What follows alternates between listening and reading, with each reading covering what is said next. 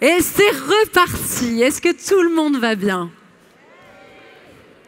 Nous voici désormais à la deuxième conférence de cette journée exceptionnelle, notre Open Talks Success Audace Story. Je vous laisse vous installer tranquillement et vous allez voir que le succès ne se construit pas sans audace et nos speakers en sont la preuve vivante parce que chacun d'entre eux a su relever des défis, prendre des décisions courageuses et tracer sa propre voie dans des environnements où l'initiative et le leadership sont essentiels. Et c'est l'une des surprises de ce forum. Il va y en avoir plusieurs, bien évidemment, mais nous allons vous proposer une interview croisée de deux personnalités politiques. Et quelle personnalité! La première fois que je l'ai croisée, c'était un autre événement. Et je suis allée la voir, je lui ai dit « Excusez-moi, est-ce que je peux voter pour vous ?» Tellement je vous trouve inspirante et formidable. Sophie Gauguin, première vice-présidente de la région Normandie, en charge du développement économique, du soutien aux entreprises et de la RSE des entreprises qui jouent un rôle clé dans le rayonnement et la transformation de notre territoire, va nous rejoindre. Et à ses côtés, Monsieur Aristide Olivier, maire de Caen, un élu qui réinvente le quotidien de sa ville en misant sur l'innovation, la proximité et la vision d'avenir. Car oui, être responsable politique, diriger une région ou une ville, c'est écrire chaque jour une histoire qui demande non seulement des choix stratégiques, mais aussi une grande audace. Et je vous invite à les accueillir extrêmement chaleureusement, s'il vous plaît, Madame Sophie Gauguin et Monsieur Aristide Olivier.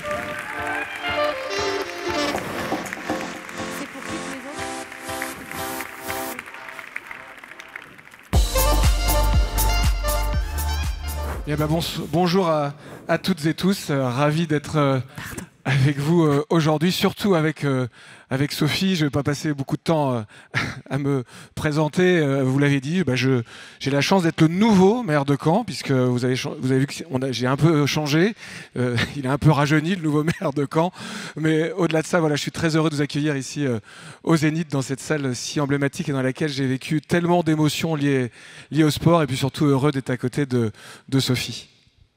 Bonjour à toutes et à tous. Merci à toi Aristide de nous accueillir ici à Caen, dans ta ville. Je suis ravie de vous retrouver. Vous le savez, je suis fan et supportrice du forum Femmes et Challenge. Et aujourd'hui, c'est un nouveau défi collectif que nous allons tenter de relever avec Aristide. Et d'incarner l'audace, encore une fois, à notre façon, en étant nous-mêmes. Alors Aristide, pour que tout le monde te connaisse un petit peu mieux, qu'est-ce qui t'est arrivé? Non mais voilà, pourquoi cette passion pour le sport? Et finalement, comment le sport t'est amené à impulser un management différent dans la ville de Caen? Le sport, j'ai pas eu vraiment de choix, faut dire la vérité. Je suis né dans une famille où il n'y avait pas le choix, il fallait faire du sport comme certains font de la musique. Moi, j'ai toujours été sur un terrain depuis tout jeune. Et puis, c'est ce qui m'a amené à notamment m'occuper d'un Open de tennis qui avait lieu ici. C'est pour ça que cette salle, j'ai un attachement très particulier avant d'être dans ce nouveau Palais des Sports dimanche prochain. Et puis voilà, ça m'a surtout amené ensuite dans mon parcours politique qui n'était pas du tout prévu d'avance. Moi, certes, je suis un enfant de Caen, je suis né ici, j'y ai construit toute ma vie, mais j'étais pas du tout prédestiné à faire de la politique. Mais le sport, il m'a amené parce que quand on est dans des associations, c'est cette force du collectif et finalement d'être le capitaine d'une équipe, parce que quand on est le maire d'une grande ville, tout seul, on fait pas grand-chose. On n'y arrive que quand on a une équipe autour de soi. Et moi, mon rôle, c'est de faire en sorte que les synergies se créent et que, comme un peu au rugby, on pousse tous dans le même sens, parce que pour obtenir des résultats, il faut faire ça. Mais on pourrait surtout te retourner la question, parce que voilà, parce que je fais beaucoup de sport. On a été bien maquillés pour monter sur scène, etc. Mais Sophie a démarré sa journée à 5 h du matin, parce que quand on est maire d'une ville, ce qui est son cas, on est toujours sollicité. Et moi, ça m'amène justement à te demander qu'est-ce qui t'a amené à franchir le pas quand on sait que c'est pas toujours facile, notamment dans les communes un peu plus rurales que dans les grandes villes. Parce que voilà, ce matin, elle avait un problème d'école, tu vas sûrement nous dire ça, mais qu'est-ce qui t'a amené à franchir le pas? L'envie de faire, je pense que quand on est dirigeant comme vous, que ce soit dans le domaine privé ou public, c'est d'abord de porter des projets. Donc porter des projets pour les autres, donc certainement un sens l'altruisme. Je pense qu'il faut aimer les gens pour faire de la politique, avoir envie de s'engager pour eux et de faire progresser les choses, comme tu le fais dans ta ville de Caen. Et puis peut-être un peu un grain de folie de se dire que oui, avoir des convictions aujourd'hui, ça a encore du sens. Et j'aimerais bien que certains, ça aurait été bien que certains s'en rappellent hier à l'Assemblée nationale. Ça, c'est sûr. Bah, on vit un monde tellement apaisé, tellement serein, que c'est vrai que... rassurez-vous, la politique locale est souvent assez éloignée du spectacle, on peut presque dire ça, qu'on nous offre. Mon prédécesseur me téléphonait encore hier soir, il me disait « c'est affligeant », mais je crois qu'il a vraiment raison, passons cela. Et si tu avais justement un conseil dans ce monde pour le moins perturbé à donner à ceux qui veulent, et à celles qui veulent s'engager en politique? Non mais je sais pas, tu donnerais quoi toi comme conseil? C'est pas facile. Je dirais qu'il faut être... il faut être justement audacieux et puis finalement, dans le fond, si on veut être sérieux, se dire que quand même, notamment la mission d'élu local, c'est celle qui permet d'agir au quotidien, c'est celle qui permet de transformer le quotidien des gens. On a cette chance de pouvoir mener des projets de A à Z et finalement le conseil, c'est ne regardez pas ce spectacle, allez-y, foncez, parce que honnêtement, moi j'ai 43 ans et c'est la... Ah oui, quand même. Bah oui. Par élégance, je m'arrêterai là, Sophie. J'ai quand même cette chance d'être le plus jeune maire de Caen. Mais on a compris qu'à Caen, pour être maire, il fallait faire du sport. Oui, ça c'est pas faux. Il fallait être jeune, avoir de l'audace. Ça c'est vrai. Non, mais avoir des convictions. Parce que c'est la plus belle mission depuis que je suis né, qu'on m'a confiée, c'est celle d'être maire de cette ville. Donc leur dire qu'il ne pas s'arrêter à ce qu'on voit sur nos écrans à longueur de journée, parce que la mission, elle est passionnante et enthousiasmante, vraiment. Alors si j'avais un conseil à vous donner, mais je pense que ça s'applique à votre vie, d'abord bon, c'est d'être vous-même.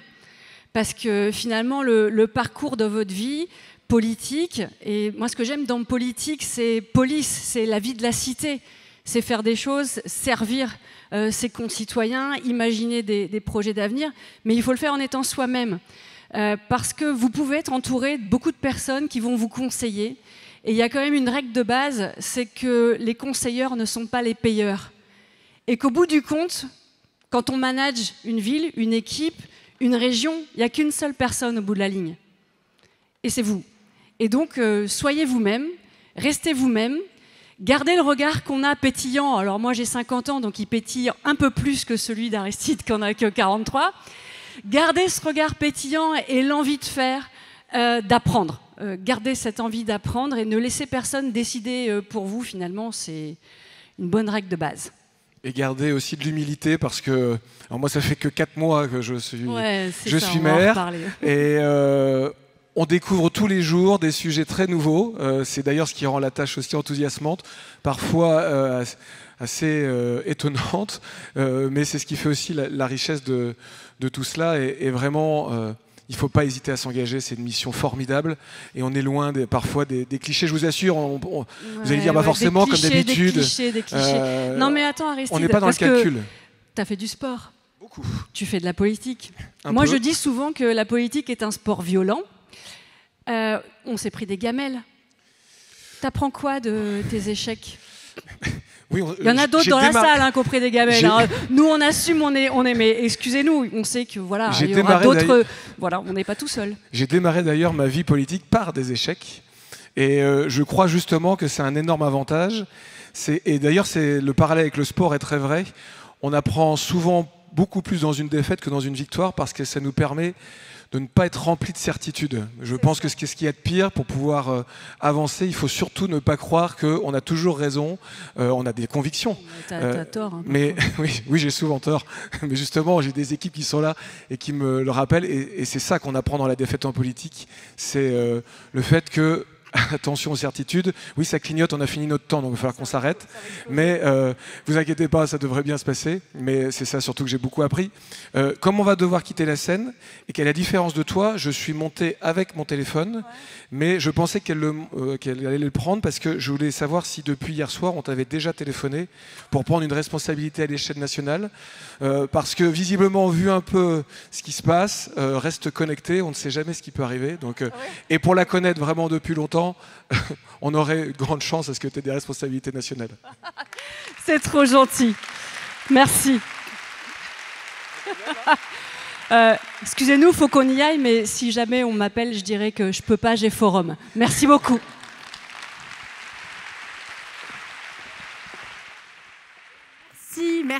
Merci infiniment à Sophie Gauguin, première vice-présidente de la région Normandie, et à Aristide Olivier, maire de Caen. Talent et audace encore avec notre prochaine intervenante.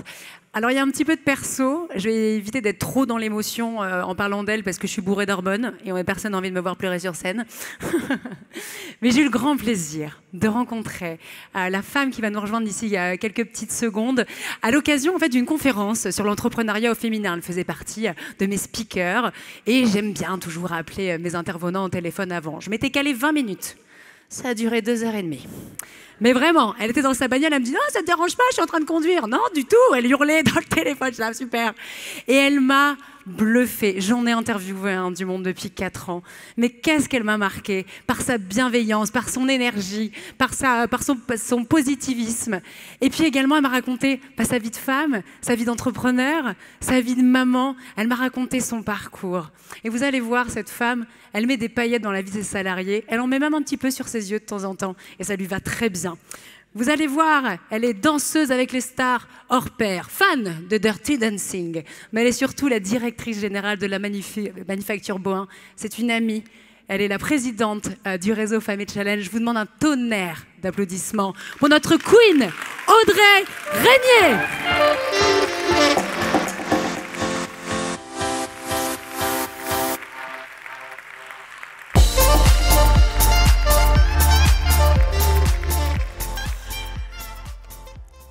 Le pot de glace. Oui, c'est comme ça que j'ai nommé mon discours. Pendant la préparation du forum, on m'a dit « Audrey, t'as écrit ton discours ?» Ah, je me suis demandé ce que j'allais bien pouvoir vous dire de nouveau. La réalité, c'est qu'en 1 an de présidence, je n'ai pas encore révolutionné l'entrepreneuriat féminin sur la place publique, ni encore changé les mentalités, ni encore accepté de devenir Première ministre. Bon, ça, clairement, c'est parce qu'on ne l'a pas proposé, mais ce n'est pas l'objet du débat. Notez que c'est Bibi qui interviewe Elisabeth Borne tout à l'heure. Il n'y a pas de hasard dans la vie. Le monde change à un rythme effréné, exponentiel. J'ai à peine compris une trend sur Instagram que je suis démodée parce qu'il y en a une autre qui débarque. Et souvent, c'est une influenceuse de l'âge de ma nièce qui a déjà 600 000 followers parce qu'elle a mangé des nouilles chinoises avec une fourchette. C'est vrai, je pense qu'on s'y retrouve tous un petit peu. On a la guerre à nos portes, une montée des extrêmes, quels qu'ils soient, une urgence climatique, une société de surconsommation, des pays mastodontes qui ouvrent les portes à toutes les pollutions. On a des jeunes de 18 ans dont on doit comprendre les codes pour travailler avec eux. Franchement, on ne va pas se mentir, c'est un peu l'angoisse. 2024 a été rude pour beaucoup d'entre nous. Là, vous vous dites...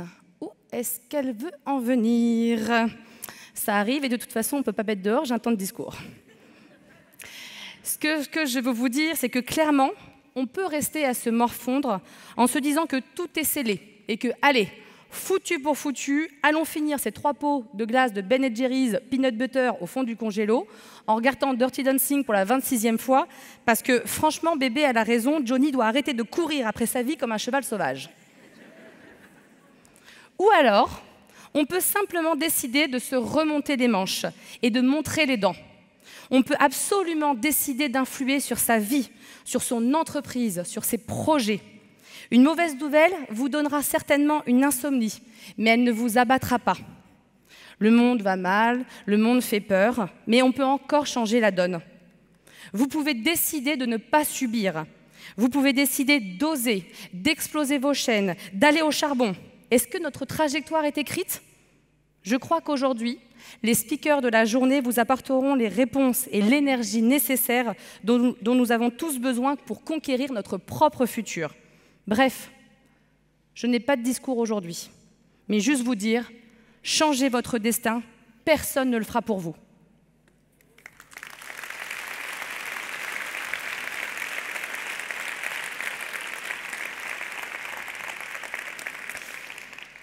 Personne ne le fera pour vous, mais on peut quand même vous donner un coup de pouce. Je vous le donne en mille, grâce au réseau Femmes Challenge. Pour retrouver l'énergie, pour prendre de la hauteur, pour rencontrer un tas de gens talentueux et dynamiques, très honnêtement et objectivement, il n'y a pas mieux. Je parlais avec une journaliste la semaine dernière et elle me demandait en quoi le réseau permettait à la Normandie de rayonner. C'était une bonne question, je ne m'étais jamais posé cette question. Il faut quand même se rendre compte que Femmes Challenge a un réseau et un maillage territorial absolument incroyable. Partout en Normandie émergent des cafés. Sorte de réunions, formations, conférences, brainstorming à l'échelle locale. Ce rendez-vous permet à un groupe de femmes et d'hommes de se retrouver dans une bulle de confiance pour exposer leurs problématiques et bénéficier des conseils bienveillants des autres. C'est comme un board déporté et parfois c'est un peu comme une bouée de secours pour certains. C'est quand même bien nécessaire. Toutes ces initiatives, portées par, je le rappelle, des membres bénévoles et impliqués du réseau, jalonnent la Normandie. Nos événementiels mensuels, bimestriels, semestriels et annuels permettent de réunir cette Normandie engagée. Ainsi, on peut rencontrer et échanger avec des hommes et des femmes en responsabilité que nous n'aurions peut-être jamais croisés auparavant. En plus, et c'est un avis très personnel, quand je vous vois tous dans les événements, je trouve que nous avons une simplicité grâce à ce réseau pour échanger, se rencontrer. Et ça, c'est peut-être un élément positif, voire peut-être la raison d'être du réseau. Donc ça, c'est une chose très importante aussi à souligner. Je vous invite donc à sortir votre téléphone cette fois-ci. Je ne sais pas si vous avez remarqué, mais là, je vous invite à sortir votre téléphone pour prendre en photo ce calendrier qui est présenté juste derrière moi pour d'ores et déjà noter les grands rendez-vous de 2025. Nous avons des masterclass avec un sujet précis par des chefs d'entreprise, membres du réseau et experts en visio. Nous avons des business times sur une thématique globale chez nos partenaires, des regards à nu avec des personnalités inspirantes du territoire, des workshops sur un enjeu chez nos partenaires également et des intercafés entre les cafés pour des rencontres efficaces en région. Vous noterez également en juillet la grande cérémonie des victoires Femmes Challenge en partenariat avec les franciscaines de Deauville et bien évidemment notre forum qui reviendra l'année prochaine, donc en 2025, sur les terres rouennaises, le jeudi 4 décembre exactement. Si on se rappelle de mon intro ce matin, j'ai envie de dire au président, prépare-toi Olivier. Outre les événements, je vous rappelle aussi que vous pouvez candidater au Fonds Femmes Challenge pour bénéficier d'un prêt coup de pouce pour vous lancer ou développer votre entreprise. Si vous ne le saviez pas, c'est important aujourd'hui de pouvoir nous rencontrer pour parler de cette aide, pour vous permettre de vous développer ensemble. Aussi, nous proposons les académies. Ce matin, j'ai pu lancer une académie avec le Crédit Agricole Normandie-Seine. Donc, c'est un moment où en fait se retrouvent des entreprises qui veulent avancer sur la mixité et la gouvernance mixte en entreprise. Les premiers retours sont très prometteurs et avec une prestation de très haut niveau. Enfin, le réseau mise aussi beaucoup sur le mentoring avec un programme sur mesure pour un accompagnement long terme d'une dizaine de sélectionnés, mais au quotidien, sur l'application, œuvre pour la mise en relation entre une personne qui a une question et une personne qui a une réponse. Donc voilà, n'hésitez pas à aller sur l'application pour découvrir le mentoring de cette façon. Et enfin, le comité promotion qui phosphore toute l'année pour promouvoir l'entrepreneuriat via Femmes Challenge auprès de différents publics et partenaires, et notamment les écoles. Pour que ce réseau puisse continuer d'être audacieux et toujours proposer ce programme d'excellence, je compte vraiment sur votre mobilisation et pour faire bouger les lignes ensemble. Comme on dit, plus on est de fous, plus on rit, mais surtout, plus on est fort. Par conscience entrepreneuriale, par sororité, par nécessité sociétale, par conviction profonde, par n'importe quelle raison et valeur que vous portez, je vous remercie sincèrement d'être membre de Femmes Challenge et vous pouvez, si vous ne l'êtes pas encore, retrouver toutes les informations auprès des conseillers CCI aujourd'hui. Je vous l'ai dit, il y a une petite partie informative et promotion quand même. Ce forum 2024 a également une saveur particulière, évidemment celle du partage, de l'audace, mais aussi celle de la gratitude que j'ai pour l'équipe Femmes Challenge. Je les vois au quotidien et encore plus en cette fin d'année pour cet événement que nous vivons aujourd'hui. Morgane, Marie et Benoît donnent sincèrement tout leur potentiel pour le réseau. Votre plaisir d'aujourd'hui ne serait rien sans leur mérite et leur implication. Un très grand merci à eux trois et un immense bravo.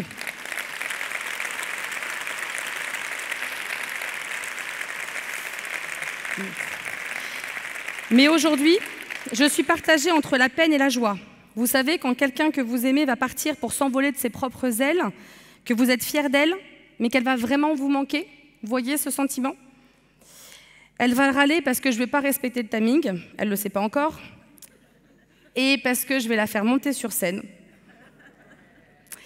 En effet, Femme et Challenge a été tellement inspirant pour notre incroyable Morgane qu'elle a décidé de se lancer dans l'entrepreneuriat.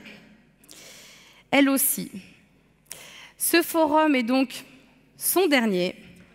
Je vous demande de l'accueillir sous un tonnerre d'applaudissements pour la remercier pour son engagement.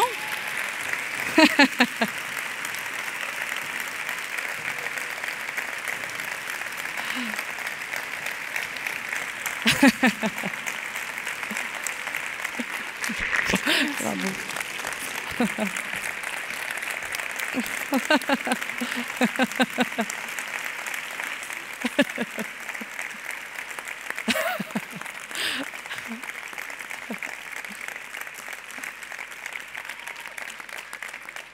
Merci beaucoup, Audrey. Je t'en veux un peu quand même, mais merci à tous. Ces 4 années et demie passées au sein de Femme et Challenge ont été pour moi des grands moments d'épanouissement, de bonheur, de pleurs aussi, de doutes, mais j'ai énormément appris. Demain, je me lance dans l'événementiel aussi à mon tour via des shows culinaires. Vous en saurez plus sur les réseaux sociaux dans quelques temps. Mais je tiens surtout à dire un grand merci à la Chambre de commerce de m'avoir fait confiance, à Léa de m'avoir fait confiance, à toi Audrey de m'avoir fait confiance. Et surtout, je ne ferai rien sans vous. Donc merci Marie, merci Benoît, merci tous ceux qui nous ont aidés à construire ces magnifiques moments. J'ai la voix qui tremble, je m'en veux, mais c'est pas grave. Merci à vous d'être là chaque année de plus en plus nombreux. C'est ça aussi la force du réseau Femme et Challenge. Et profitez bien de cette journée et entreprenons ensemble demain. Merci. Je vais être en retard sur le timing.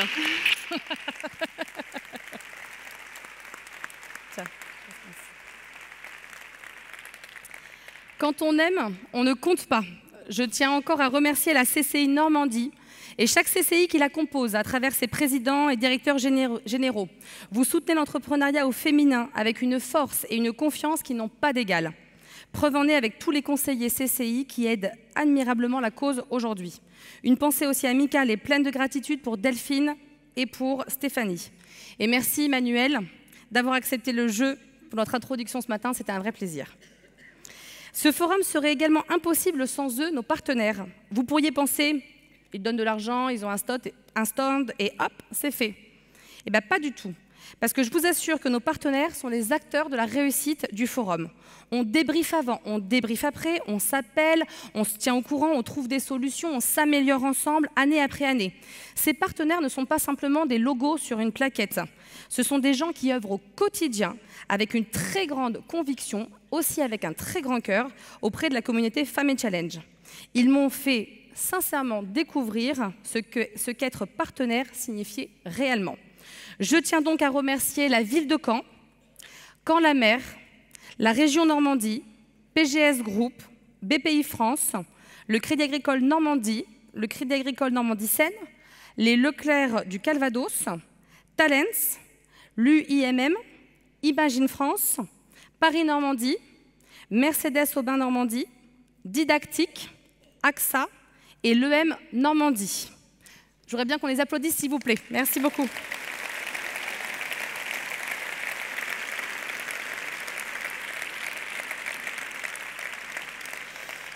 Enfin, ce réseau ne serait pas possible sans vous, nos membres, mais aussi sans tous ceux et celles qui donnent de leur temps bénévolement, et j'insiste vraiment sur ce mot, pour aider les membres, pour faire grandir le réseau et pour l'emmener plus loin et plus haut. Je remercie chaleureusement nos ambassadrices de café, nos référentes, notre comité promotion, notre board fait de chefs d'entreprise passionnés, nos core members et nos chers tutors et mentors. Merci énormément.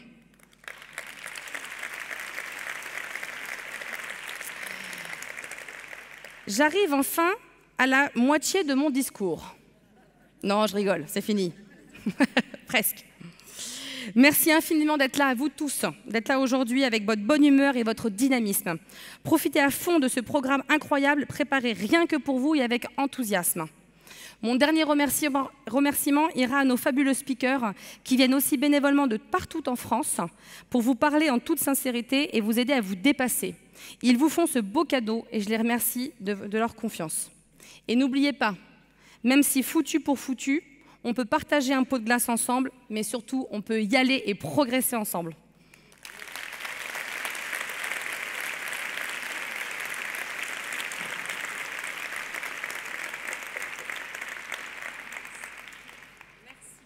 Ah, pas de son? Ah, c'est bon. Merci beaucoup. T'as bien parlé. Hein. Oh, j'ai pleuré. C'est vrai en plus. Queen Audrey Régnier, on l'applaudit s'il vous plaît, la présidente du réseau Femmes Challenge. Et j'aimerais qu'on applaudisse à nouveau, vous les avez vus monter sur scène, Marie, Morgane et Benoît, qui œuvrent en coulisses pour organiser ce forum absolument formidable. Nous allons enchaîner avec notre première table ronde. Alors, je ne vais pas animer cette table ronde, mais elle va être animée par une modératrice absolument formidable. Une grande sportive, ancienne handballeuse, drôle, enjouée, hyper active. Elle aime également la salsa. Voilà, elle m'a demandé de le dire, c'est important. Il y a beaucoup de danseurs aujourd'hui, c'est thème danse. Elle s'appelle Caroline Kenney et elle sera avec nous d'ici quelques petites secondes. Vous pouviez applaudir quand même, si vous ne savez pas. Autre speaker. Quand on évoque une success story dans le monde de la beauté, son nom retentit. D'abord, fidèle cliente de l'onglerie, elle va commencer par racheter un premier salon en 2005. Le début d'une longue lignée, car elle va racheter toute la franchise. Angélique Gascoin, PDG de l'onglerie, va nous retrouver d'ici quelques instants. Si je vous dis que leur peluche fut l'effigie des JO 2024. Oui, la frige, c'était eux. Ils sont à la tête de Gypsy Toy. Gypsy Toy, c'est le leader français sur le marché de la peluche. Une peluche exportée désormais dans plus de 40 pays. Sandra et Stéphane Callahan, directrice générale et présidente de Gypsy Toy, vont nous rejoindre ce matin. Enfin, petite devinette. Son entreprise est le symbole de la marinière française et l'exportation du savoir-faire normand avec 5 millions de marinières vendues en 10 ans. Nul doute que vous êtes nombreux aujourd'hui à porter l'une de ces créations. Vous l'avez peut-être deviné. Luc Le Sénécal, président des Tricots Saint-James, sera l'un de nos speakers. Et il est temps, désormais, de leur faire un tonnerre d'applaudissements, s'il vous plaît. J'appelle à me rejoindre Caroline, Angélique, Sandra, Stéphane et Luc sur scène pour votre première table ronde.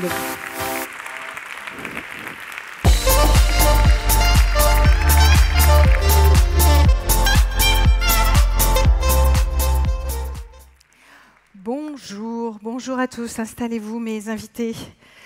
Mes invités, il y a du monde sur le plateau, il y a beaucoup de monde sur ce plateau. Bonjour à tous, 3 figures, 3 trajectoires, 3 façons différentes de concevoir l'ambition et le risque, 3 façons d'aborder l'audace. On a une superbe première table ronde de la journée. Angélique, vous vous définissez comme tenace et empathique. Sandra, Stéphane, vous vous définissez comme résilient et pragmatique. Quant à vous, Luc, vous vous définissez comme patient et je rajouterais stratégique. Mais ce qui vous rassemble, vous 4, c'est que vous êtes intuitif, innovant, visionnaire et créatif. C'est ce qui est ressorti de nos échanges lorsqu'on a préparé cette table ronde. Vous avez une vision très différente de voir l'entrepreneuriat. Je vais commencer par vous, Sandra et Stéphane. Vous êtes tous deux issus d'une tradition familiale d'entrepreneurs, mais surtout d'entrepreneurs en couple. Vous n'envisageriez pas, vous n'auriez pas envisagé de travailler en dehors qu'en couple. Vous vous êtes rencontrés en France. Stéphane, vous étiez au JO d'Albertville. Quand vous vous êtes rencontrés à Barcelone, pardon. Et comment ça se fait que vous avez cet ADN de l'entrepreneuriat en couple ? Oui, ça marche. Bonjour à toutes et à tous. Oui, nous, en fait, on s'est rencontrés à Barcelone, aux Jeux Olympiques. Donc ça, c'est le premier. C'est une grande histoire. Le destin, pour vous, voilà. Ça vous parle. Tout à fait, et c'est vrai que bon, moi je viens d'une famille, je crois que je suis la 4e génération d'entrepreneurs, donc c'est vrai que c'est un peu dans notre ADN, et surtout d'entrepreneurs en couple. Donc en fait c'est quelque chose de complètement naturel. Et donc quand on a décidé de se lancer et de reprendre, en fait, de racheter la société familiale, c'était un projet, je dirais, qu'on avait dès qu'on s'est rencontrés, parce qu'on est très très différents, mais très complémentaires. Et c'est vrai qu'on s'est dit tout de suite, on veut construire une histoire tous les deux. Et c'est arrivé en 2002, c'était le bon moment, les planètes se sont alignées à ce moment-là, et on a décidé de créer notre société et de se lancer tous les deux. Et de se lancer ensemble. Stéphane, vous êtes né aux États-Unis, dans le Maine. Vous dites c'est la Normandie américaine, le Maine, c'est très vert, il pleut. Moi aussi, c'est le Normandie ou Bretagne, mais c'est un des deux, mais oui, très vert. Et c'est vrai que je me retrouve bien dans le paysage normand. Et donc vous avez rencontré Sandra, et vous êtes aussi vous issu d'une famille d'entrepreneurs qui travaillait aussi en famille. Mon père qui avait son entreprise, qui était l'entreprise familiale. C'est ma grand-mère qui avait fondé une entreprise. Il travaillait avec son frère, et ensuite les deux frères ont fait leur propre entreprise. Et donc vous avez repris l'entreprise en 2002. Vous avez rejoint surtout Sandra en 2002, après que Sandra ait rejoint l'entreprise en 98. On va revenir sur l'histoire de l'entreprise. Luc, vous, c'est l'international. L'entrepreneuriat, c'est pour vous lié à l'international. Vous êtes un ambassadeur du savoir-faire à l'étranger. Vous êtes diplômé, international MBA, vous êtes un dirigeant reconnu. Vous étiez chez Isigny Sainte-Mère, vous aviez un poste de DGA, vous parcouriez le monde pour faire savoir le savoir-faire normand, et vous avez souhaité effectivement continuer de revendiquer ce savoir-faire. Est-ce que si je dis que c'est vraiment lié à l'international, votre fibre entrepreneuriale ? Oui, alors avant tout, moi, ce n'est pas une entreprise de couple, c'est une entreprise d'équipage, puisque nous sommes 12 dans le membre du CODIR à la direction de Saint-James, dont 8 femmes, membres du comité de direction. Oui, pour répondre à ta question, je considère que la réussite d'une entreprise comme Isigny, où j'ai effectivement travaillé pendant 24 ans, ou Saint-James, que j'ai rejoint il y a maintenant 12 ans, c'est de me faire rayonner un savoir-faire local. Un savoir-faire local avec un rayonnement à l'international. C'est pourquoi, à Saint-James, nous effectuons 40% de notre activité à l'export. On met en avant un savoir-faire rare, et souvent ce sont des entreprises EPV, entreprises du patrimoine vivant, qui détiennent ce savoir-faire. Merci beaucoup Luc. Angélique, l'entrepreneuriat, c'était peut-être une revanche sur une phrase que vous avez entendue lorsque vous étiez petite. Faut pas rêver, hein. Oui, tout à fait. Alors moi, j'ai eu une éducation très heureuse, des parents, j'ai envie de dire, une vie classique. Et c'est vrai qu'on me disait souvent, quand je partais un peu dans mes rêves, on me disait souvent, faut pas rêver. Enfin, on me ralentissait tout de suite dans tout ce que je pouvais essayer d'entreprendre. Alors, pas d'entrepreneuriat au pur mot, mais évidemment, oui, ça m'a fait, j'ai grandi là-dedans, en fait. Et donc, réussi à faire mentir cette phrase entendue trop souvent. Oui, en fait, je pense que j'étais déjà dans la rébellion, déjà toute petite, et c'est vrai que j'ai essayé, en tout cas, et je pense que j'ai réussi à prouver que s'il faut rêver dans la vie, parce que ça mène des fois à des endroits parfaits, quoi. Et vous avez réussi à forcer le destin, Angélique, parce que de franchisée, vous êtes passée à franchiseuse. Vous avez fait preuve d'une détermination incroyable pour notamment racheter les parts des propriétaires de l'onglerie, et ça ne s'est pas vraiment bien passé comme un long fleuve tranquille. Non, c'est le moins qu'on puisse dire. Non, je dirais que ma vie n'est pas un long fleuve tranquille. Moi, je suis partie de rien. Hein, j'ai pas de diplôme, j'ai pas fait de grandes études.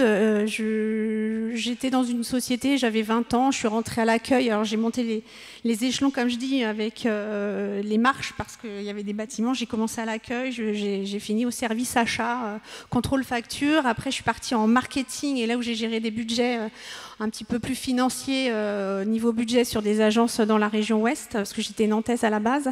Et j'ai tout appris moi-même, et c'est vrai que j'ai été même cliente à la base de l'onglerie, donc j'allais faire mes ongles. Et un jour, on m'annonce que l'Institut était à vendre, et donc je me suis dit, pourquoi pas moi ? Et alors on m'a pris pour une folle, hein, bien sûr, au départ. Et puis après, j'ai poussé les portes. Et puis. Et vous n'en avez pas acheté qu'un, vous en avez acheté 4 ? Alors j'ai acheté un tout fait, j'en ai créé un, j'en ai racheté un à Bar du Tribunal et j'ai recréé un autre en 2016. Et à un moment, ça suffit pas. Il faut être autonome, il faut être indépendante, c'est ça, pour pouvoir mener sa barque? Alors je pense que je suis quelqu'un qui s'ennuie très vite, donc j'avais vite fait le tour et je me suis dit, bah, j'avais cette marque dans la peau hein, quand même. Je vis mes ongles, je mange mes ongles, je dors mes ongles, je dors ce métier. Et c'est vrai que je voyais ça comme une évidence de me dire, bah, pourquoi pas moi à la tête de réseau. Encore un rêve et je me suis dit, bah, on tente. Donc j'ai tapé aux portes, on me les a fermées plus d'une fois, surtout quand vous êtes blonde, frisée avec des grands ongles, donc un peu compliqué. Il paraît qu'il y a des banquiers qui ont perdu des yeux. Ouais. Non, mais j'aurais bien aimé. Ça démangeait. Ça démangeait. Donc vous finissez quand même par réussir à obtenir cet argent pour racheter les parts. Et qu'est-ce qui se passe à ce moment-là? Alors j'ai eu des hommes autour de moi quand même, faut le dire, parce que je suis pas, voilà, j'ai rencontré quelqu'un dans ma vie qui m'a beaucoup aidé à pousser les portes, qui m'a fait rencontrer un autre homme qui lui m'a permis professionnellement de pousser certaines portes aussi, donc des banquiers et des fonds d'investissement que j'ai pu faire lever en fait pour ce rachat de la marque Langlery. Mais ça n'a pas été simple parce qu'au moment de... Vous avez tout quitté, vous avez quitté Nantes, vous êtes parti, vous avez vendu votre maison et puis là on vous a dit, bah, on ne vend plus. C'est ça. Donc la veille, quand je dis c'est quasiment la veille de la signature du compromis, on m'a dit ben non, en fait on n'a plus envie de vendre. Donc avec mon conjoint, ben, on avait tout vendu. De Nantes, on partait sur Bordeaux, donc vendu maison. Mon conjoint avait quitté son travail. J'ai fait quitter l'apprentissage même de mon grand à l'époque. On avait un petit, enfin on a fait tout quitter tout le monde et puis bah, du coup on s'est retrouvé qu'on n'avait plus de travail. Donc on s'est dit bah on part quand même, on verra bien. Covid est arrivé. Et puis à un moment donné, ils sont venus me rechercher en me disant bon déjà est-ce que tu veux être salarié? Donc je dis bon, j'ai un minimum d'ego quand même, donc je dis bon non, je veux pas non. Et puis en final ils m'ont dit bon écoute on vend, mais là on vend pour de vrai. Donc là on vend pour de vrai. Voilà. Et aujourd'hui c'est 100 magasins à travers toute la France. C'est 100 magasins à travers la France. C'est un réseau de franchise. C'est un réseau qui était vieillissant puisque ça a plus de 40 ans d'expérience. Donc on essaie de le redorer, de le réveiller, de le moderniser, de le repackager, enfin tout ce qui va avec autour de ça. Avec le bar à ongles, l'onglerie et puis l'ongle et le regard. Tout à fait. Là, on est en tout début en fait d'un lancement sur le regard, sur le sourcil et sur les yeux. Merci beaucoup Angélique. Stéphane et Sandra, ouais. On sent l'enthousiasme quand vous racontez. On entendait ce matin Maud qui disait tant qu'on n'est pas tombé, eh bien, on n'apprend pas à marcher et à réussir. Sandra, Stéphane, ça n'a pas été un long fleuve tranquille. Vous l'avez forcé le destin aussi. Il y a eu un incendie. C'est ça. En fait, je crois que ce qu'on a tous en commun, c'est les up and down. Donc, ce qu'a dit Maud ce matin a complètement résonné en moi, puisque nous, donc une décision, on quitte Paris, mon mari quitte le groupe dans lequel il travaillait pour venir s'installer en Normandie. Et donc ça c'était en 2002 et 2 ans et demi après, une fois qu'on a racheté, on perd presque tout puisque on était dans l'Orne, on subit un très gros incendie. Donc toutes nos peluches, plus de 2 500 000 pièces partent en fumée en 1 heure. Et là votre vie s'écroule en 1 heure. Et là, c'est très, très, très, très difficile. Et on vous dit que... Et là, vous découvrez le monde des assurances. Bon, je ne sais pas s'il y a beaucoup d'assureurs dans la salle. 17 ans de procédure. Donc, ça forge le caractère, je peux vous le dire. Et donc, on apprend à savoir lire un contrat. Ça, je peux vous le dire aussi. Donc voilà, donc on se retrouve presque sans rien. Et qu'est-ce qu'on fait?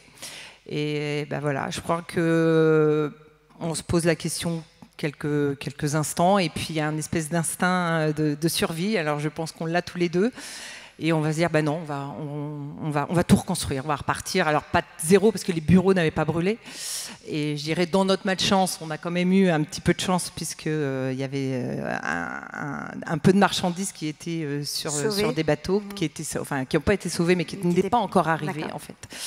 Et donc, c'est là qu'on a pris la décision. On s'est dit, voilà, on va, quitte à repartir de zéro, on va dessiner notre futur idéal. Qu'est-ce qu'on veut? Et voilà, on a décidé on voulait absolument garder nos équipes. Donc, on se dit, on va pas aller trop loin, mais dans une ville quand même qui peut nous apporter plus de choses que ce qu'on avait là où on était. Et donc, on a choisi la ville de Caen. Nous sommes à If, exactement. Et donc là, on a acheté un grand terrain et on a dessiné notre outil de travail idéal. Et voilà, donc c'est ce qu'on a fait. On a fait tout ça et voilà. Et voilà. En 2008, on s'est installé sur If et là, on avait l'outil pour pouvoir écrire une nouvelle étape, une nouvelle histoire. Et ce qu'il faut préciser, c'est que vous vouliez garder vos équipes, vous vouliez garder le savoir-faire de vos équipes, et vous avez même acheté une navette pour aller chercher vos collaborateurs. Exactement. Matin et soir. Ce qu'a dit Luc, pareil, résonne en moi, c'est que oui, on est tous les deux à la tête de la société, mais une société, c'est une équipe. Et on se voyait pas. C'est pour ça qu'on n'a pas dit on va s'installer dans le sud de la France. Gypsy, c'est aussi avant tout une équipe et le bien-être d'une équipe. Donc dans une PME, alors on a peut-être un management un peu paternaliste, mais beaucoup de gens ne voulaient pas quitter leur maison, etc. Donc oui, on a acheté un minibus et à part une personne, l'ensemble de nos employés, on a jusqu'à il y a 3 ans, je crois, fait la navette pour que nos employés, jusqu'en départ en retraite, puissent venir de l'Orne à Caen et travailler pour nous. Et ça rend une équipe extrêmement fidèle, quoi qu'il arrive.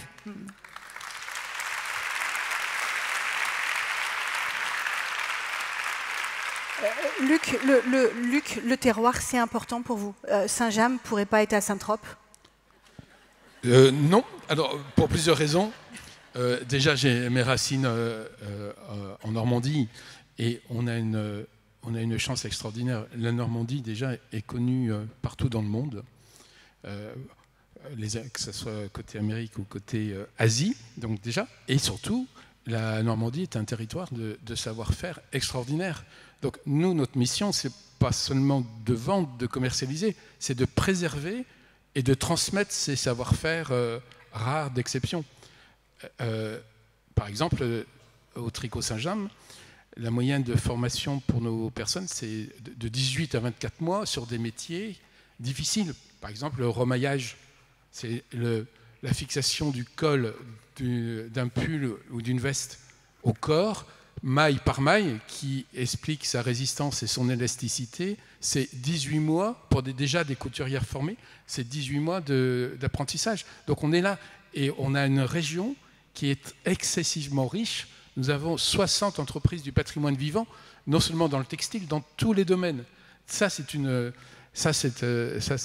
pour ça que ça ne peut pas se passer en dehors de la Normandie. Et aussi, on a la chance d'avoir une région normande qui est tournée vers les entreprises, qui est tournée vers l'export. On organise le tourisme de savoir-faire pour organiser dans toutes nos entreprises la venue de clients, d'étrangers, pour montrer nos savoir-faire. Et ça, la Normandie a toujours été pilote. On a cette chance-là, et ce n'est pas du tout politique, c'est économique d'avoir cette chance que la Normandie puisse rayonner. Je vais vous donner un exemple. 1 ou 2 fois par an, le président Morin emmène une délégation d'entreprises. L'année prochaine, au mois de juillet, c'est déjà prévu, on va au Japon avec 20 entreprises du patrimoine vivant à l'Expo universelle d'Osaka. Et on emmène des entreprises qui ont peu d'expérience à l'export, mais qui ont une vocation pour y aller, etc. C'est ça. Il faut, puisqu'on peut parler politique, l'ancienne première ministre Édith Cresson était avant ministre du Commerce extérieur, et donc c'est un temps passé, mais c'était chassé en meute. Et les Allemands, les Italiens sortent en meute. Les Français, pas suffisamment. Mais la Normandie, oui. Voilà. C'est pour ça qu'on sera toujours en Normandie. Stéphane, ce que dit Luc à propos de cette richesse du terroir et de la Normandie, alors vous ne produisez pas vos peluches ici en France depuis longtemps, depuis fin des années 90, mais quand même vous y trouvez, vous en tant que designer dans l'entreprise et fabricant de textiles, beaucoup de richesse. Comment vous le voyez ce territoire ? Je pense qu'il faut aussi reconnaître les valeurs ajoutées des entreprises dans la région, en fait, parce qu'on est une PME, mais on dépend énormément de nos partenaires, nos parties prenantes de la région, que ce soit les banques qui croient en nous, qui croient en notre entreprise, mais aussi des agences de créa, des sociétés de packaging, en fait, tout ce qu'on peut faire. Nous, on a toujours essayé de faire ça localement, donc on a une base de partenaires qui sont magnifiques et qui sont avec nous depuis très longtemps. Donc je pense nous on s'en sort par la créativité parce qu'il faut, nous en face de nous on a des entreprises surtout américaines, il y a aussi canadiens, allemands, belges, nos plus gros concurrents, donc on est obligé de se renouveler chaque année. Et donc on a, voilà, c'est un travail d'équipe, mais c'est aussi, je dirais, on s'en sort par la créativité et ça sera toujours le cas. Et par l'innovation et le savoir-faire de la peluche, il n'est plus en France ou en Europe. Hein, il n'est plus depuis longtemps, malheureusement. Il y a encore des petits ateliers de fabrication, mais c'est à l'envergure des Jeux Olympiques ou d'autres événements, c'est pas possible, c'est plus possible. Mais bon, nous, c'est vrai, c'est le choix des partenaires. Ouais. Ça prend du temps, c'est un investissement de longtemps, de beaucoup de visites, beaucoup de réunions et de cahiers des charges qui sont très précis pour pouvoir arriver à quelque chose de satisfaisant. Et qui fasse que vous soyez aujourd'hui le numéro 1 en termes de qualité, d'excellence de la peluche reconnue. Justement, on parle de savoir-faire. Je me tourne vers vous, Angélique. Alors, le savoir-faire de l'onglerie et de tout ce qui touche autour de l'onglerie, vous aviez des difficultés pour recruter, donc du coup, vous avez créé votre propre école. Alors, oui, bien sûr, ça nous aide pour recruter, mais je vais bien au-delà de tout ça. C'est que alors, le monde et le métier de l'ongle, en fait, n'est absolument pas reconnu par l'État et par les pouvoirs publics, puisque c'est une petite niche de l'esthétique. Donc, on est des esthéticiennes. Et moi, je me bats, en fait, j'ai mon petit cheval de bataille depuis 3 ans, de faire reconnaître ce métier comme un vrai métier. Parce qu'aujourd'hui, de la concurrence, comme on dit, il en faut, mais il en faut de la bonne. Donc ce CFA était bien évidemment pour nous, pour la franchise Longlerie avant tout, pour le recrutement, mais c'est aussi, on ouvre aussi nos portes un peu au public pour vraiment professionnaliser ce métier. Et qu'aujourd'hui, on retrouve dans les centres-villes ou dans les centres commerciaux des instituts qui sont sérieux avec des produits cosmétiques aux normes, parce qu'aujourd'hui il y a de tout et ça devient vraiment très dangereux. Et ce CFA, il est le premier à avoir obtenu le titre RNCP de niveau 4. Hein, vous êtes battu pour qu'aujourd'hui il y ait une reconnaissance de ce diplôme? Oui, alors j'ai embêté les ministres pendant plus d'1 année. Je crois qu'Angélique Gascoin, ils en avaient marre de m'entendre, enfin du moins d'avoir mon prénom et mon nom, parce que je ne les ai jamais rencontrés physiquement. Mais je me suis battue pendant 1 an pour avoir un titre RNCP reconnu par l'État. C'est le seul en France. Je suis même en train d'essayer de le porter même vers l'Europe pour essayer vraiment de faire reconnaître ce vrai métier. Parce qu'aujourd'hui, c'est un vrai métier, c'est comme une coiffeuse. Hein. Personne n'irait faire couper ses cheveux chez une coiffeuse si elle a été formée 2 jours et qu'elle utilise des produits, on ne sait pas d'où ils viennent. Donc j'estime qu'on a ce droit, nous aussi, dans ce métier. Ce qui vous réunit aussi tous les 4, c'est le flair. C'est le flair, c'est le sens du temps et de l'idée au moment où il le faut. Vous parliez de produits, mais vous parlez aussi d'innovation. On parlait de la beauté et le regard, de l'onglerie. Il y a encore 15-20 ans, on n'avait pas autant d'onglerie en France. Non, je dirais que le boom de ce métier, ça a été il y a à peu près 10 ans. Et puis c'est comme toute chose, il y en a qui se sont emparés du business parce que ça fait rêver les gens, les jeunes filles surtout. On s'installe dans son salon, on s'installe dans une cuisine, on achète des produits sur Internet, donc ça fait rêver et ça, voilà. Donc faut juste remettre en fait dans le cadre, et je pense qu'il faut remettre dans les rails ce qui, voilà. Mais à l'onglerie, vous avez beaucoup modernisé. Il y a des nouveaux concepts, il y a des nouveaux concepts. On a créé, comme on disait tout à l'heure, donc un concept de bar à ongles avec un bar à regard qui va essentiellement sur les extensions de cils et sur le sourcil, qui est très méconnu aussi dans l'esthétique, puisque on a rétrospective de toutes les années où c'était du fin, du large, voilà. Donc c'est tout un travail aussi métier aussi par rapport à ça. Et donc un petit conseil beauté, l'année 2025, il faut qu'il soit comment le sourcil? Alors pas fin, ça ne se fait plus. Ok, ça nous arrange, ça nous fait gagner du temps. Et il faut faire aussi, là aussi, très très attention là où on met les pieds quand on va dans un institut, parce que c'est pareil, il y a des produits qui ne sont pas conformes et ça peut brûler, ça peut détruire même la forme d'un sourcil. Donc c'est comme les ongles. Et c'est vrai qu'il faut vraiment faire attention où on met les pieds. Merci pour ce conseil beauté. Luc, pareil, l'innovation chez Saint-James, ça passe par beaucoup de choses, beaucoup d'idées. Il paraît que vous fourmillez d'idées et que vos collaborateurs sont très contents que vous soyez 300 jours par an à l'étranger. Je ne suis pas 300 jours par an à l'étranger. Oui, au fait, quand j'ai commencé ma carrière, on faisait des business plans sur 3 ans, il y a quelques années. Maintenant, on a une lisibilité au maximum de 6 mois. Donc il faut que l'entreprise soit souple, agile. Il faut regarder ce qui se passe.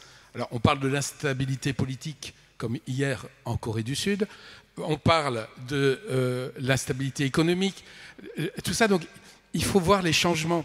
Le monde de la mode est extrêmement compétitif. Le mode de consommation change, mais d'une façon extrême. Tout à l'heure, on parlait des réseaux sociaux, etc., etc. Donc il faut s'adapter.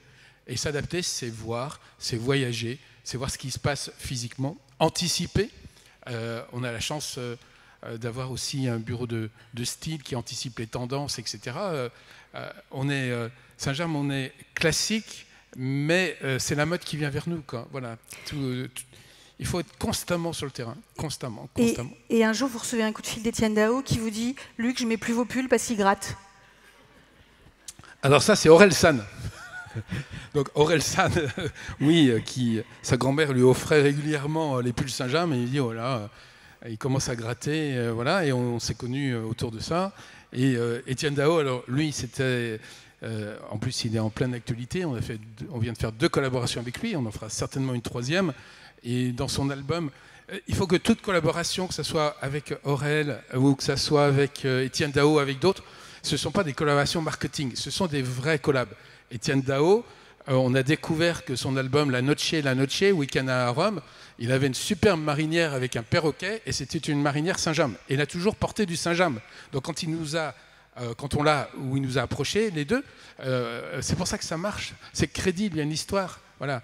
Aurel San, il est né en Normandie, il porte des pulls Saint-James. Puis un jour, il m'a dit tes pulls, ils sont un peu ringards. On va essayer de faire des choses un peu plus sympas. C'est comme ça que ça fonctionne. Voilà. La rencontre. Voilà. Et, Normand, on accepte un peu les Bretons comme Étienne, mais parce que... C'est de la collab aussi. Il n'était pas loin. C'est de la collab. Stéphane, vous êtes designer au sein de Gypsy Toys et je vous cite, un jour vous vous êtes dit « Un clitoris comme mascotte des JO, c'est le truc le plus français qu'on peut offrir au monde. » Non. C'est pas ce que vous vous êtes dit? Non. Alors on m'aurait menti. En tout cas, c'était un pari un peu fou de Paris 2024, mais aussi réussi parce qu'ils ont décidé que ça soit pas un animal, mais un idéal. Et ils avaient un storytelling derrière les friges, ils avaient toute une histoire à raconter.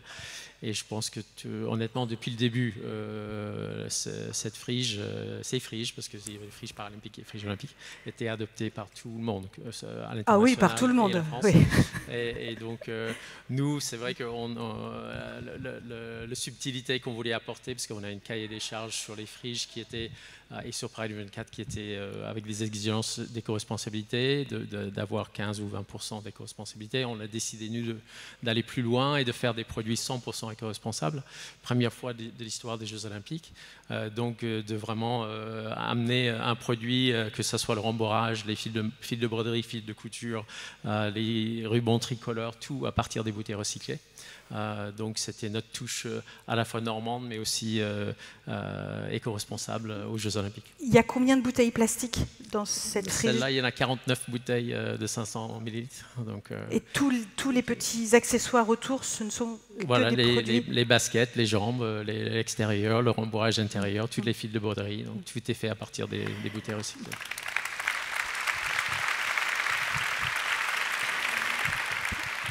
Sandra, c'était un vrai pari, cette mascotte. C'est un challenge relevé. C'est le challenge de notre vie. Ouais. Donc, en fait, pour la petite histoire, en fait, aujourd'hui, c'est la boucle est bouclée. Comme vous l'avez dit en préambule, donc nous nous sommes rencontrés avec mon mari en 92 aux Jeux Olympiques de Barcelone. Donc autant vous dire que les Jeux Olympiques, pour nous, c'est l'événement le plus important. qui existent. Et c'est vrai qu'en 2016, quand Paris candidatait, on croisait les doigts, on se disait, mais quelque part dans nos têtes, on se disait, mais si on pouvait participer, ça serait un truc de dingue. Donc vraiment, on y croyait sans... Voilà. Et puis ça y est, 2017, Paris gagne, et là, on se dit, ah non, là, on a une carte à jouer, on sait quand même faire des peluches et des belles peluches. Et puis voilà, donc après, il y a eu... alors, il faut savoir que dans les up and down, on a eu un gros down, c'est le Covid. Il faut savoir que 2020-2021, toutes les périodes de confinement tombaient pendant les cadeaux de Noël ou pendant Pâques. Donc 2 gros pics d'activité. Donc la chute du chiffre d'affaires, 2 années de suite catastrophiques. Et le rayon de soleil en 2020, où on nous demande de participer à l'AMI. L'AMI, c'est l'appel à manifestation d'intérêt, où on nous dit on aimerait bien que vous participiez à l'appel d'offres pour la mascotte des Jeux Olympiques. Et la mascotte, là, vous la voyez. Mais nous, quand on a candidaté, on ne savait absolument pas que c'était ça. Et donc, on a dit, c'est le projet de notre vie, on y va, on saute. On a mis toutes nos tripes dans ce projet. Et puis, on connaît tous le succès et la folie à la fin des Jeux qui a pris les Français et le monde entier sur ses friches. Donc, voilà, faut avoir de l'audace. Comment on rebondit après? Comment on retrouve la gagne après un défi pareil? Alors après, voilà, moi je pense que quand on est entrepreneur, ça s'arrête jamais. Il y a toujours un projet qui vient après. Alors pareil, moi derrière ma petite tête, il y a 2030. 2030, normalement, un jour, j'espère qu'on aura un Premier ministre qui signera, parce qu'il manque juste une signature, je crois, pour valider la candidature de Paris, pas de Paris, mais des Alpes en 2030. Et puis l'export qui a été malheureusement avec le Covid un petit peu mis entre parenthèses. Ouais. Donc voilà, on va rebooster l'export et puis toujours les JO qui nous suivent depuis plus de 30 ans. Qui est votre dessin. Luc, il paraît qu'on peut mettre un Saint-James à Dubaï. Oui. Absolument. Au fait, je rebondis sur votre rêve que vous avez réalisé. Moi, j'ai eu un rêve à Dubaï il y a 4 ans lors de la dernière Expo universelle. L'événement qui va suivre les Jeux Olympiques l'année prochaine, c'est l'Expo universelle au Japon, à Osaka. J'ai fait ce rêve. Je me suis dit, j'aimerais qu'à Osaka, au Japon, tout le pavillon français soit habillé par Saint-James, alors que c'était dédié aux marques de luxe. Et c'est le cas. À partir de février, pendant toute l'année prochaine, tout le pavillon français sera habillé par les marinières Saint-James. Et j'avais fait un deuxième rêve. Et le deuxième rêve, c'était la boutique. La boutique du pavillon à Dubaï, du pavillon de l'espace France. Il n'y avait que du made in ailleurs. Là, on a pris les choses en main avec Arteum, qui est un distributeur des musées. Tout ce qui sera vendu, en dehors, bien sûr, les marinières, mais c'est anecdotique, tout ce qui sera vendu, tous les goodies, etc., sont tous fabriqués en France. Et c'est la première fois que ça arrive. Et bien sûr, je ne vous cache pas qu'il y a quelques belles entreprises normandes qui seront dans cette sélection. Voilà, tout est français. Enfin, et voilà. Après, j'ai plein de rêves, mais des rêves aussi qu'on essaye de réaliser, pas forcément à l'étranger. On a ouvert un nouveau concept, le Saint-James Café, et on va l'ouvrir au mois de février au Mont-Saint-Michel. Et là, on vient d'ouvrir un pop-up au Mexique. Voilà, donc maintenant, c'est la conquête de l'Amérique du Sud, et bien sûr, Dubaï, etc. On y va, voilà. Mais il ne faut jamais oublier la France. Et j'avais 2 messages, parce que je pense qu'on arrive à la fin. Premier message, on ne sera jamais, je parle aux entreprises, même vous détenez un savoir-faire, on ne sera jamais compétitif par le prix pour des choix sociétaux qui ont été faits et dont tout le monde bénéficie. On sera compétitif par la qualité, à l'export notamment. Et la qualité est la résultante d'un savoir-faire français. Voilà. Et deuxièmement, je l'ai dit dans les coulisses, je suis contre la répartition sélective, l'arbitrage, un homme, une femme dans toutes les données. Je suis pour la compétence. Chez nous, si nous avons 8 personnes sur 12 au CODIR qui sont des femmes, elles ne sont pas là parce que ce sont des femmes, parce qu'elles sont là, parce qu'elles ont la compétence adaptée au poste qu'elles occupent au CODIR. Voilà.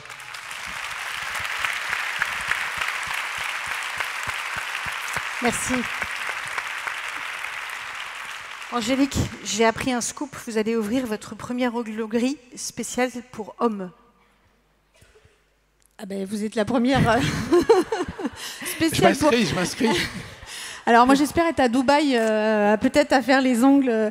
Non, on en est loin. Pourquoi non, alors moi au grand désespoir dans notre métier, nous on cherche des hommes, on n'arrive pas encore à les faire venir à l'onglerie, mais avec grand plaisir, si les hommes veulent venir, c'est avec grand plaisir. C'était une boutade. Merci encore à tous les 4 d'avoir été nos invités. Merci à vous. Je crois que la parole est à vous, public. Une petite question. Je viens à vous, je vole, je cours. Allez, on fait 2 questions parce qu'après tout le monde a faim. Ne demandez pas à Stéphane quel est le design de la prochaine mascotte pour les JO. Moi, je vous avoue, j'avais pas vu un bonnet en proms pour la mascotte, mais très bien. Bonjour. On m'attend. Bonjour, merci beaucoup pour votre témoignage. Je m'appelle Tatiana Novik. Je co-dirige aujourd'hui le premier groupe indépendant de la restauration en Normandie et je travaille avec mon mari. Je suis impressionnée par vos parcours respectifs, très très impressionnants, inspirants. Et j'ai une question aux parents de la peluche olympique française. Je pense que ça peut être intéressant pour tout le monde. Moi, je fais ça au quotidien avec mon mari. Mais travailler en couple, ça n'a rien d'évident, ça n'a rien de naturel, inné. Et peut-être pour certains d'entre nous qui vont faire le pas de faire ça, parce que je pense que c'est une aventure incroyable. Selon vous, c'est quoi les clés de succès? Et c'est quoi vos lignes rouges? Et comment vous gérez en fait ces 2 temps qui sont complètement différents? Le temps de famille qui avec beaucoup d'amour, beaucoup de patience, et le temps d'entreprise où c'est la concurrence, où c'est la compétitivité. Comment vous faites? Merci. Alors, on me pose très souvent la question. Alors nous, c'est naturel en fait. On a toujours, dès qu'on s'est rencontrés, ça c'était quelque chose qu'on voulait faire ensemble. On voulait construire une histoire ensemble. Alors on est extrêmement différents. Lui, il a la patience que je n'ai pas. Il est beaucoup plus réfléchi que moi. Il est très technique. Moi, je pense que je suis un peu plus cérébrale. Donc en fait, on se complète complètement dans les compétences et on ne fait pas du tout la même chose au bureau. D'ailleurs, on n'est pas dans la même pièce, on a 2 bureaux et des fois on ne se voit pas de la journée. Donc chacun a un petit peu son domaine. Après, il y a des domaines que l'on fait ensemble. Mais bon, globalement, ça se passe très très bien. Et surtout, ce que je dis, c'est que maintenant, ça fait 32 ans, ouais, à peu près. En fait, comme on a eu des up and down, je trouve que d'être 2, être seul chef d'entreprise, c'est très difficile parce que justement, il y a des up and down et quand on est tout seul, c'est très, très, très lourd. De partager ça à 2, et d'ailleurs, ça a été le choix que l'on a fait tous les 2 puisqu'on a décidé de créer notre société et de racheter la société familiale pour avoir une totale indépendance et de se dire, si on fait des bêtises, on les assumera tous les 2. Mais c'est un choix, parce que je l'embarquais quand même dans ma famille, donc c'était pas évident. Mais lui, il m'a dit, oui, mais il faut qu'on soit à 100% responsable de nos actes. Donc ça, c'était un choix tous les 2. Maintenant, je trouve que quand il y a des up and down, les down, on se soutient, et les up, et là, cette année, c'était notre année, l'année 2024, quand on a un événement qui est Paris 2024 et le succès de cet événement et d'un bébé qu'on a porté, alors pas 9 mois, mais des années, c'est un kiff incroyable. Stéphane, honnêtement, c'est quelque chose d'extraordinaire. Donc moi, pour vivre ces moments-là, je re-signe pour 30 ans sans problème. Est-ce qu'on demande à Stéphane ce qu'il en pense? Non, mais je rajouterais juste, la difficulté toujours, c'est de trouver un équilibre. L'équilibre de la vie de famille et l'équilibre des nombreuses heures qu'on peut travailler au bureau et de laisser, quand on quitte le bureau, de laisser le travail au bureau et de rentrer dans la vie familiale dès qu'on franchit la porte à la maison. C'est pas toujours simple parce qu'il y a forcément, en PME, on arrive au bureau le matin, on pense avoir notre liste de to-do pour la journée et finalement on fait 30 autres choses qui n'étaient pas prévues. Mais c'est vrai que cet équilibre, c'est pas possible, c'est pas facile, mais on le retrouve à deux. Et je dirais, c'est juste, il faut toujours garder cette pensée arrière. Pourquoi vous avez fait ça ensemble et c'est quoi l'objectif? Nous, c'était un projet de famille, un projet professionnel, mais aussi un projet de famille. Et c'est ça ce qui nous guide un peu tout le long de ce chemin. Et une to-do quand on travaille dans la pluche, c'est normal. Comment? Bien sûr, bien sûr. Après, Anne, d'autres questions? Oui, on va faire une dernière petite question et la réponse ce sera un mot parce qu'après il ne faut pas trop qu'on mange sur le temps du déjeuner. tout le monde, je vous remercie de me donner la parole. Cette question me demande un peu d'audace, mais comme on est là pour l'audace, j'y vais. Je m'appelle Coco Oé, je suis coach joie de vivre et je vous remercie pour tout ce que vous avez proposé, tout ce que vous avez partagé. Ma question s'adresse à Angélique, plus particulièrement. Pourquoi, Angélique? Quel est le sens de ta vie, le pourquoi fort, ta motivation qui t'a permis de gravir les échelons jusqu'en tout haut, là où tu es aujourd'hui? Je m'explique. Quand je me suis lancée dans l'entrepreneuriat il y a 6 ans, c'était pour trouver le sens de ma vie. J'ai passé ma vie avec des crises existentielles. Et quand j'ai commencé, j'étais créatrice de mode. J'habillais les femmes pour, en tant que créatrice, trouver le vêtement qui correspond à la morphologie et à la personnalité de chaque femme. Et puis au bout de quelques années, je me suis dit, il y a la faim dans le monde.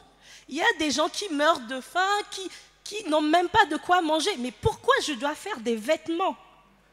Et moi, j'ai perdu le sens de ce travail. Et je voulais aller plus en profondeur pour aider les femmes à devenir la femme de leurs rêves. On va poser la question. Donc, on va poser la question à Angélique. Et donc, parce Angélique, elle s'est posée aussi ces mêmes questions. Ouais, merci. Et donc, Angélique, il y a de la similitude. Merci beaucoup. Angélique, la question c'est, tu es dans l'onglerie, je respecte et j'admire ton parcours. Quelle est la valeur, le sens, la quête de ton travail qui t'a fait monter les échelons sans hésiter? La question sur la motivation. Oui. Alors, un seul mot, ça va être compliqué. Un seul mot, oui. Je vais essayer. Il marche, c'est facile. Merci, Coco. La motivation, bien sûr. Alors déjà, ma passion de mon métier, ça a été la première chose. Et c'est surtout que quand on a des convictions personnelles et qu'on a cette passion, et puis c'est surtout quand la vie, elle vous fait comprendre que des fois, on vous ferme des portes ou vous tombez, tout simplement. Faut se relever. Alors je reviens même à Aude de ce qu'elle a dit tout à l'heure. Plus vous tombez, plus vous relever. Et moi, c'est mon leitmotiv en fait. J'ai eu des vécus pas faciles du tout dans ma vie et ça m'a toujours fait relever encore plus forte où là je suis tombée. Donc quand on est une passionnée et surtout quand on aime la vie, il faut y aller quoi. Quand on aime la vie, il faut y aller. Ça peut être le mot de la fin, Anne. Tout à fait. Je te rends Tout à fait. le mot plateau. de la fin. Vous ne bougez pas, chers amis, parce que Anne, pas moi, la photographe, va prendre une belle photo de vous. Et ça y est, je vous l'annonce, c'est le temps du déjeuner. Parce qu'il y a un moment, t'écoutes plus ta faim. Merci, franchement, c'était absolument passionnant. Alors, on vous a donné un ticket repas. Bougez pas, j'en ai pour 2 secondes. On vous a donné un ticket repas. On va vous donner un lunch bag, ok, dans le hall. Alors, il y en a pour tous les goûts, hein, poulet, végétarien, poisson. Si vous êtes invité au déjeuner guest, eh bien écoutez, rendez-vous dans l'espace off. Il se trouve au même endroit que le speed conseil de ce matin. Et on mange un petit peu vite parce qu'à 14h pile, on va reprendre nos conférences avec la conférence La détermination de tout entreprendre avec Éric Larchevêque, Lucie Lederly, Ophélie Van Bremersch et Olivier Gély. Je vous libère. À tout à l'heure et bon appétit.